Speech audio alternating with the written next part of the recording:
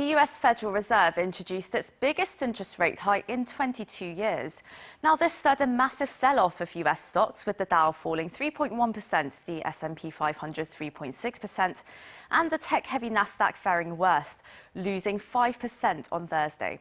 Now, worries continue over how rising prices will affect economic growth. Dami brings us the updates. The Federal Reserve on Wednesday raised its benchmark overnight interest rate by 0.5 percentage point in a bid to tame inflation. It's the biggest hike in 22 years. In a widely expected move, the Fed set its target federal funds rate to a range between 0.75% and 1% in a unanimous decision. It is essential that we bring inflation down if we are to have a sustained period of strong labor market conditions that benefit all.